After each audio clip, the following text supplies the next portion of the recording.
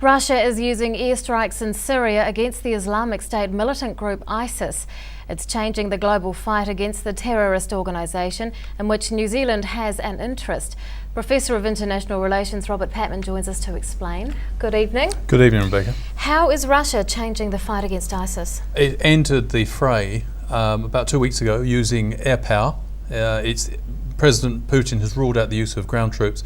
The primary purpose of Russia's escalated or new intervention is basically to protect the Assad dictatorship.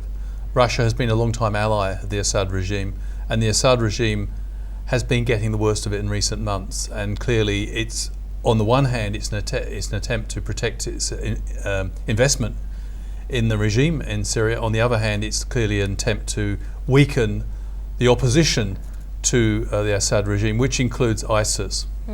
What is New Zealand's involvement?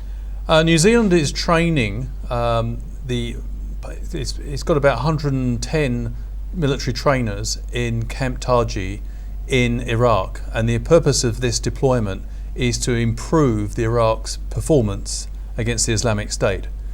So New Zealand is affected by the Russian intervention, because one of the concerns that Western countries, including New Zealand, has is that Mr. Putin will be boosting the Islamic State, not weakening it, because his military airstrikes have so far, only about 10% of them hit the Islamic State. Most of them have been hitting the Western-backed opposition to the Assad regime. And this is where Mr. Putin is at odds with the United States and New Zealand, because in the Western world we believe that the Assad regime has been largely responsible for the rise of Islamic State. And so by boosting the Assad regime, the fear is that the Islamic State may be boosted in the process. Goodness sake.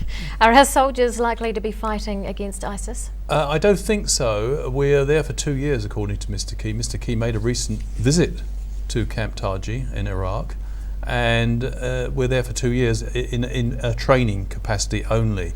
However, we can't rule out the possibility of some sort of military involvement. For example, one of the concerns that the New Zealand contingent have is that one of the Iraqi personnel who they're training might suddenly train a gun on them, but that's unlikely, and there hasn't. And so far, it seems that the New Zealand contingent have established excellent relations with the people they're training. So that that may be just a background fear, but other than that, it's difficult to see how New Zealand will get dragged in. What is the benefit of New Zealand's involvement? I think the benefit is that when New Zealand ran for the Security Council in October last year, it made great play of the fact that the international community had been ineffective in standing up to Islamic State and had been ineffective in handling the Syrian crisis. And so we have to be able to walk the talk.